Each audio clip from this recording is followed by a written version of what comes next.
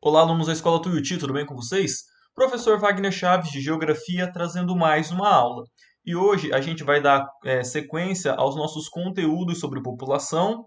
Vamos falar sobre a desaceleração da população, pirâmide etária e também alguns recados. Então, primeiramente, pessoal, nós estamos finalizando o nosso segundo bimestre e agora vocês vão entrar num período de recesso, um período de férias.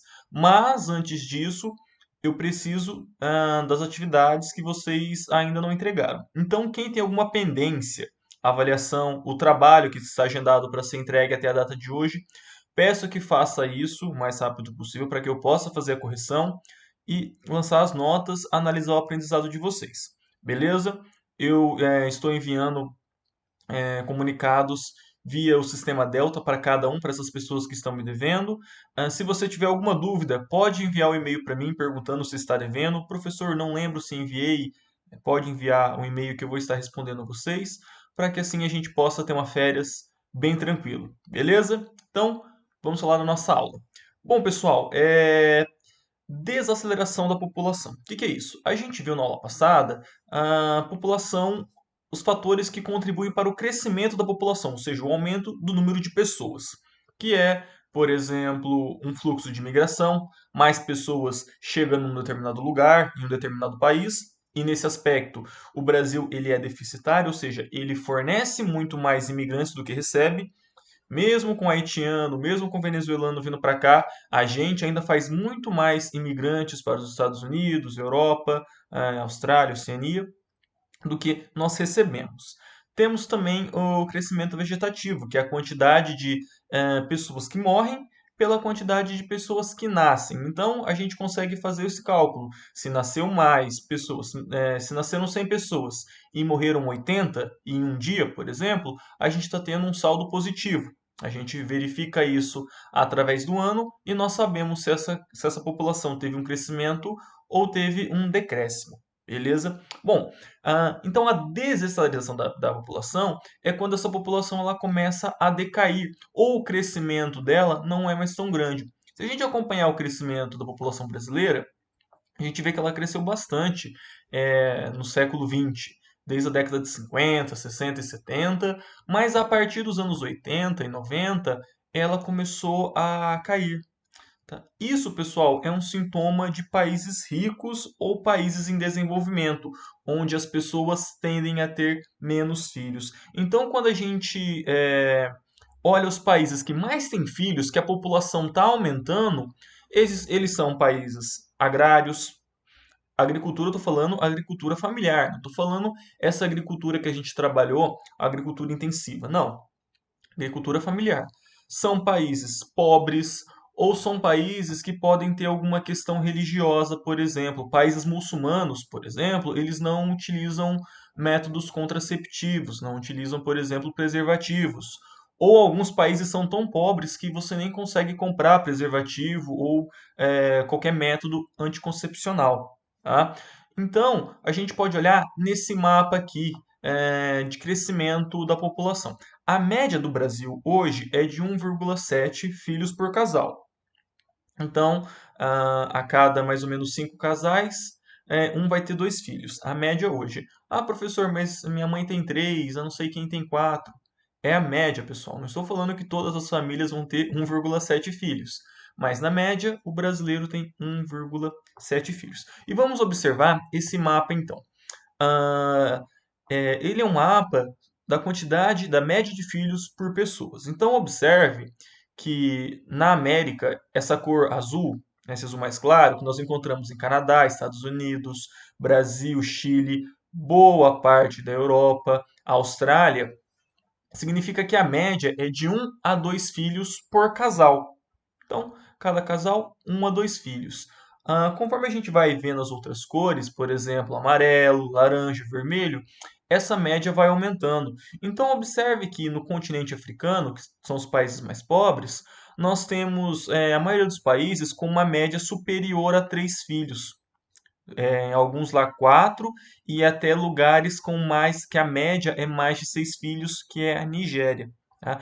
Esses lugares apresentam um crescimento populacional muito grande. beleza? E se a gente pode olhar até outros países pobres, por exemplo, a Índia, ela tem um crescimento entre 2 a 3 filhos. A diferença é que lá tem 1 bilhão de pessoas. Então, 1 bilhão de pessoas com a média de 3 filhos é muita gente ainda, tá? Então, a gente consegue fazer uma relação entre a qualidade de vida de um país, a expectativa de vida, ou seja, o quanto essa pessoa vai viver, até qual idade ela vai viver, e a quantidade de filhos que essas famílias vão ter. Então, quanto mais rico um país, menor é a quantidade de filhos. O ideal é que sempre seja 2,1, porque daí você mantém a população crescendo. Porque uma média inferior a 2 significa que essa população está caindo. É o que a gente consegue observar no Brasil. Então, vários países ricos têm essa média de 1 ou até mesmo inferior a 1. Já foi o caso do Japão há alguns anos atrás. A média do Japão era inferior a 1 filho por casal. Isso é muito preocupante, porque a tendência desse país é a longo prazo ele sumir, porque não estão tendo mais filhos. Beleza? Bom, vamos falar agora de densidade populacional. O que é densidade? Densidade é quantidade de pessoas por metro quadrado, ou melhor, por quilômetro quadrado. Então, a população brasileira ela é toda distribuída de forma desigual. Então, poucos espaços têm muitas pessoas. Esse é o mapa que vocês estão vendo, seguindo o censo demográfico. Lembra aqui que é censo demográfico? Aquela pesquisa realizada a cada 10 anos do IBGE, que vai de porta em porta verificar quantas pessoas moram nessa casa, quantas geladeiras tem para fazer um cálculo de renda. Tá? E demografia, tudo que tem a ver com população. Então, nesse censo de 2010, fizeram um cálculo da densidade demográfica do Brasil.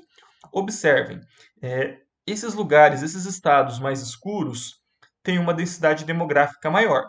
Onde isso acontece? São Paulo, Rio de Janeiro, Espírito Santo, Distrito Federal, Sergipe, Pernambuco e Paraíba, que são os estados com maior densidade populacional. Aí logo depois vem Paraná, Santa Catarina, Goiás, Minas Gerais, Bahia. Percebam, pessoal, que são sempre países na nossa faixa litorânea. E quais são os estados que têm menor densidade demográfica? Acre, Amazonas, Amapá, Mato Grosso. Esses estados, mais no interior do país, eles têm uma densidade demográfica menor, ou seja, a quantidade de habitantes por quilômetro quadrado menor. Agora, lembra quando a gente estava tendo aula presencial, que eu falei a história? O Brasil é um país que se desenvolveu na costa. O que isso significa? Boa parte da população brasileira está no nosso litoral, não necessariamente na praia. Não é você estar na praia, mas você está nesses estados mais próximos ao litoral ou em cidades mais próximas ao litoral. Beleza? E quando a gente olha esse mapa de densidade demográfica, o que a gente pode perceber? A maior parte da população brasileira está concentrada na região sudeste, sul e no litoral nordeste. Então, observem lá no litoral nordeste, é, todos os estados têm uma densidade populacional muito grande. Como eu falei, Sergipe, Paraíba e Pernambuco. Depois nós temos Rio Grande do Norte, Ceará. Bastante, uma população bastante densa. Beleza? Bom, pessoal, então a densidade é essa quantidade de pessoas vivendo em um determinado espaço por quilômetro quadrado. Observem esse outro mapa aqui. Esse outro mapa diz o seguinte: a mesma quantidade de pessoas que vivem na área em azul vivem na área em vermelho. Então, observem que esse mapa 2, a gente só vê a bordinha do Brasil, bem ali no litoral. Isso significa que a mesma quantidade de pessoas que moram no litoral brasileiro é essa mesma que mora no interior do país. Para a gente ver como que o nosso litoral brasileiro ele é muito povoado, então a gente é um país com uma densidade muito variada. Alguns lugares têm uma densidade demográfica muito grande, outras têm um vazio demográfico. poucas pessoas por quilômetros quadrados. E aí nós vamos ter as diferenças, países populosos e países povoados.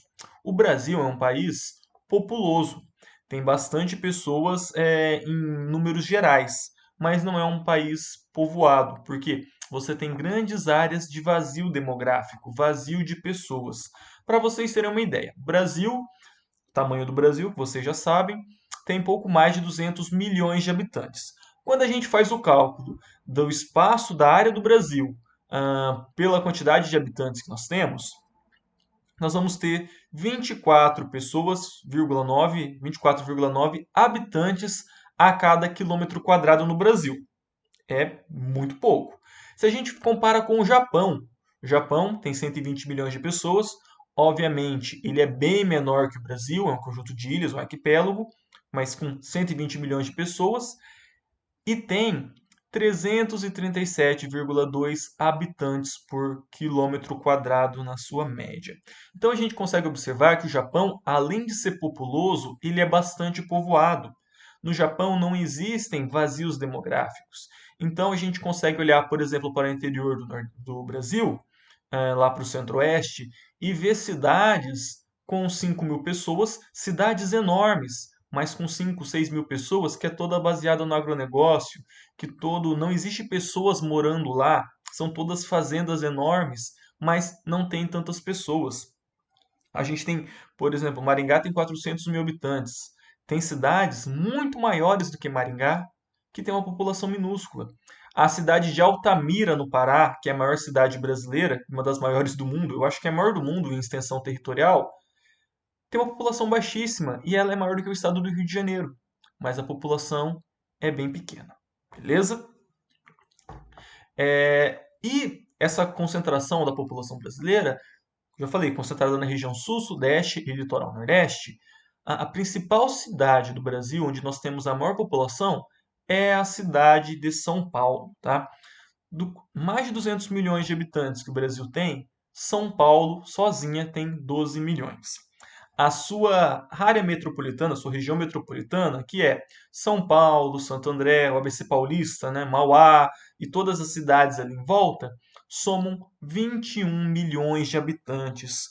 Quase 10% da população brasileira mora em São Paulo e em seus arredores. Então, é muita gente mesmo, tá?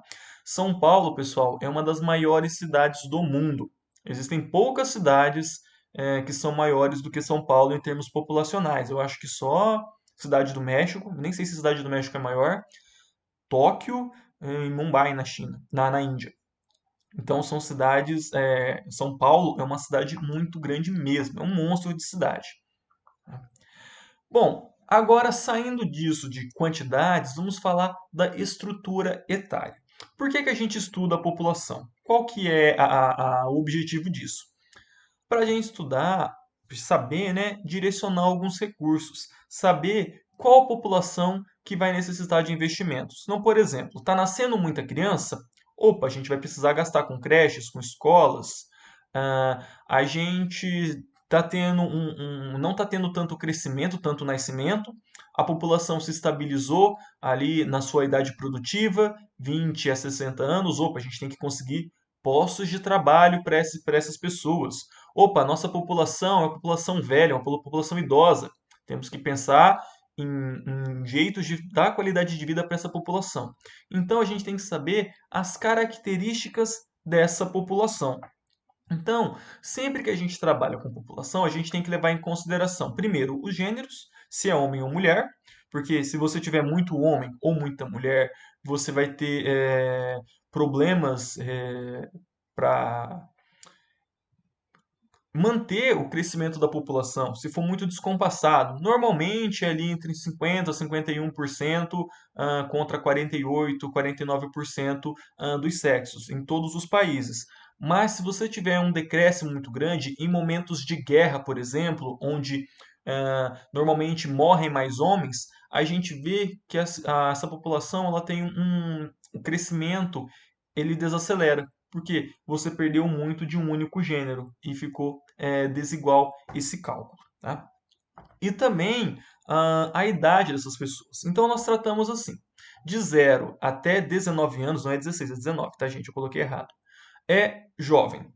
Então, uma cidade que tem uma população entre 0 e 19 anos muito grande, vai ser uma cidade que vai ter que se preocupar, por exemplo, com escolas. Tá? De 20 a 59 anos é a população adulta, a população economicamente ativa, a população que trabalha. Então, cidades onde você tem uma população eh, com essa faixa etária, você tem que pensar em postos de trabalho para essa população. E por fim, 60 anos ou mais, a terceira idade ou o idoso. Tá? Algumas cidades no Brasil, pessoal, elas estão se especializando em tratamento do idoso. Então são cidades com qualidade de vida muito boa, que as pessoas, depois de ter trabalhado a vida toda, que é paz, que é sossego, quietude, mudam para essas cidades e lá eles vão viver o final da sua vida, né, com a sua aposentadoria. E há cidades que estão se preparando para receber idosos. É uma cidade que não quer trabalhar com criança, com adolescente ou com jovens e adultos. Não, quer receber idosos. Então, é uma cidade que vai ter bastante hospitais para atender essa população, fisioterapeuta, vai ter toda a cidade vai se voltar para o atendimento da terceira idade. E Maringá está no meio disso tudo, porque é uma cidade onde muitas pessoas entre 20 e 59 anos vêm para cá, sobretudo das redondezas, porque é um polo econômico-industrial, mas ao mesmo tempo pessoas que, por exemplo, passaram a vida toda em São Paulo, escolhem Maringá para passar a velhice, por ser uma cidade mais calma e mais tranquila. Então, a gente tem que saber as características dessa população para saber o que que eu vou fazer. Beleza? E isso, pessoal, é utilizado para você, por exemplo, projetar um prédio. Quem que vai comprar esse prédio? E qual que é o público-alvo desse prédio? Ah, é uma população idosa? Ah, então eles não vão utilizar a escada. A gente tem que pensar em talvez mais elevadores ou uma área de lazer diferente. Tudo isso, em qualquer área que vocês forem trabalhar, vocês têm que traçar uma persona, que é qual é o público-alvo. E para isso vocês vão levar em consideração, primeiro, a quantidade de pessoas que moram nesse lugar, para saber se você vai conseguir vender o seu produto, e o tipo de pessoa. É homem? É mulher? É de tal idade? Para você conseguir iniciar o seu negócio. Beleza? Bom, a partir disso, a gente consegue gerar um gráfico com esses dados, que nós chamamos de pirâmide etária. Tá? Então, vocês estão vendo aí a pirâmide etária do Brasil em 2010, no último censo, só lembrando, 2020 não haverá censo por conta do coronavírus, provavelmente o próximo vai ser em 2021. Tá? Então, nessa pirâmide etária, o que a gente tem? Primeiro, os gêneros, né? Masculino e feminino, e ao lado nós temos as faixas etárias. Então, de 0 a 4 anos, 5 a 9, 10 a 14, 15 a 19, sempre de 4 em 4 anos, 5 em 5 anos, melhor dizendo. Tá? E aí você consegue verificar qual que é o padrão da população. Então a gente consegue ver que o Brasil ele tem uma base, ele não forma de fato uma pirâmide, ele parece mais uma torre, porque ela vai se afunilando no topo à medida em que as pessoas vão envelhecendo e vão morrendo. Mas, por exemplo, quanto mais alto for essa torre, significa que melhora a qualidade de vida dessa população, porque elas estão chegando aos 80, 90, ou até mais anos com saúde, não estão morrendo antes dessa faixa etária. Tá? E a base, ela indica como que está a natalidade do brasileiro. Então, observem bem essa pirâmide. 2010. Vamos olhar uma pirâmide de 1950 agora. Olha a diferença. Vou voltar aqui. Parece mais uma torre, né? Agora, 1950, de fato, uma pirâmide. O que a gente consegue prever aqui, olhar aqui e tirar dessa pirâmide, pessoal? Primeiro, a nossa base, a parte de baixo, ela é muito larga. Então significa que o Brasil estava tendo muito mais filhos em 1950 do que agora. Agora aqui está em torno de 4%, aqui 8%, mais do que o dobro. Percebam que ela vai afunilando de uma vez. O que isso significa? Esse afunilamento muito rápido, pessoal, é alto o índice de mortalidade. Então, se as crianças que nascem, elas morrem, se a mortalidade infantil é muito alta, a gente vê que essa pirâmide ela começa a se achatar muito rápido. E percebam que ela não vai até lá no topo. Ela parava ali na faixa etária entre 80 e 84 anos. Vamos voltar aqui. A gente vai até 90 e 94 anos, ou seja, expectativa de vida, quer dizer, expectativa de vida não, né? Mas essa pirâmide aqui, a gente ganhou 10 anos a mais de vida. E que a gente pode olhar na expectativa de vida também, que é a média em que cada brasileiro vive. Então, a gente pode perceber o quanto o Brasil mudou nesses 70 anos. Então, na década de 50, nascia-se muito mais crianças, porém, elas morriam ainda na infância e a nossa média de vida era bem inferior. A gente não chegava ali, quase não chegava acima dos 80 anos. Hoje, a gente já está chegando aos 90, aos 90 anos, embora a nossa expectativa de vida esteja ali em torno de 75 anos, mais ou menos. Beleza, pessoal? Eu vou ficando por aqui. Peço que vocês fiquem em casa, que vocês lavem as mãos. Quem tem alguma pendência, por favor, me envie o mais rápido possível. Eu espero ver vocês em agosto, já presencialmente, porque eu tô com saudade de dar aulas para vocês. Boas férias e até mais.